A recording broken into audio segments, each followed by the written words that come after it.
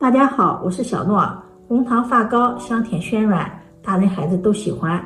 没做过面食的朋友认为红糖发糕做起来很难，其实红糖发糕是面食中最简单的一款，味道好，松软香甜，甜而不腻。今天就给大家分享红糖发糕最简单的做法，全程手不沾面，铲子搅一搅，出锅比蛋糕还要好吃。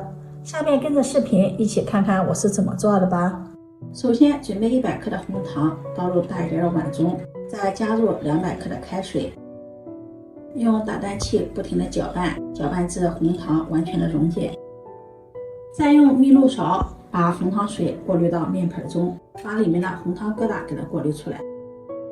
然后把水晾至温热，如果没有温度计，可以把手放进水中试一下，不烫手的状态就可以了。往里面加入3克耐高糖的酵母。酵母是一种活性菌，受温度影响大，适宜的温度有利于酵母菌的大量繁殖。如果水温过高，会使酵母菌的活性降低，或者是死亡。所以酵母要用温水化开，适宜的水温在30到40度之间，水温不要太高。因为红糖的含糖量比较高，用耐高糖的酵母，面糊醒发的更加稳定，做出来的成品也是更加的蓬松柔软。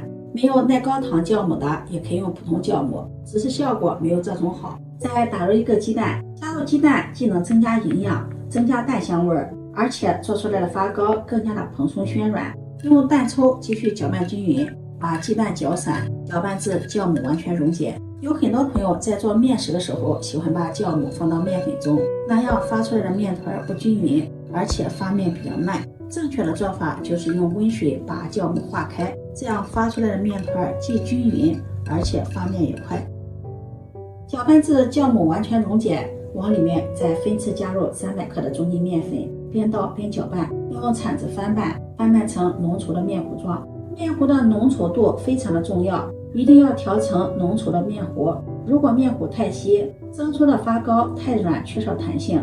由于鸡蛋的大小不同和面粉的吸水性不同，如果面糊稀的话，可以往里面加入些干面粉；干的话，可以往里面加入少许的牛奶和面。加入牛奶蒸出的发糕还有奶香味，口感更好。用铲子不停的翻拌，把里面的面疙瘩压扁，多搅拌一会儿，一直搅拌成这种细腻浓稠的面糊。然后往里面再加入5克玉米油，继续搅拌均匀。加入玉米油，做出来的发糕口感更加的细腻，更加的湿润。用铲子翻拌均匀，让油和面糊充分的混合。搅拌好的面糊是这种状态，表面非常的细腻丝滑。用铲子再搓一铲子，成这种不断馅的状态就可以了。这种浓稠度刚好。整理一下，盖上保鲜膜，找个温暖的地方醒发至2倍大。如果天气冷，可以放到温水锅中醒发，这样可以加快面糊的醒发。这个时间我们再准备一把红枣放入大碗中，往里面加入1勺食盐，再加入少面粉，先淋上少许的清水把红枣打湿，然后下手抓拌均匀。红枣的表面有一些褶皱，褶皱里面藏有的灰尘杂质，简单的清洗不好清洗。加入面粉，面粉有很好的吸附性，可以把褶皱里面的灰尘杂质吸附掉。多抓拌一会儿，抓拌至红枣的表面有这样一层薄薄的面粉糊，然后加入清水，把红枣上面的面粉糊再清洗干净。洗净后控水捞出，用清水多清洗几遍，把红枣清洗干净。洗净后控水捞出，再把红枣肉切下来，像这样对半切开，去掉中间的枣核。红枣口感香甜，补血又养颜。发糕中加入红枣，既增加了营养，又增添了枣香味，丰富了发糕的口感。切好后放入盘中备用。切下来的枣核上面还沾有一些枣肉，不要浪费了，再给它削下来。然后再切成红枣丁，喜欢吃枣香味浓郁的红枣丁呢，也可以多放一些。切好后放入盘中备用。40分钟，面糊已经醒发好了，已经醒发了满满的一盆了。揭掉保鲜膜，面糊的表面有这样的大气泡，用筷子搅拌一下，里面呈这种拉丝蜂窝状，这样就醒发好了。用筷子搅拌排气，这样做出的发糕口感更加的绵密。再把切好的红枣碎放进来，搅拌均匀。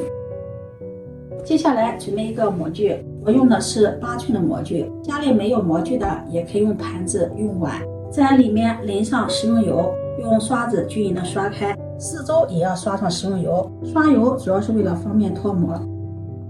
再把调好的面糊倒进来，掺着蘸水，再将面糊整理一下，整理平整，然后震动一下，震出里面的大气泡。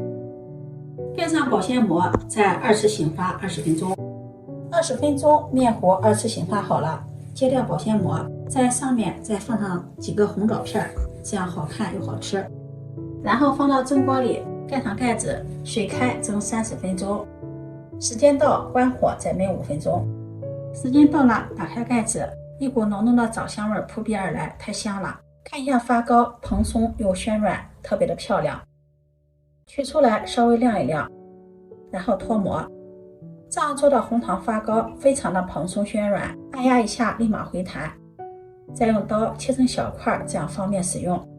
看看里面的组织特别的绵密，咬上一口香甜松软，还有浓浓的枣香味儿。这样做的红糖发糕做法简单，全程手不沾面不揉面，简单搅一搅，松软香甜，甜而不腻，比面包还要好吃。今天的视频分享到这里，如果你喜欢就收藏起来试试吧。喜欢我的视频记得点赞、关注、转发，点我头像可以看到更多美食视频。我们下期视频再见。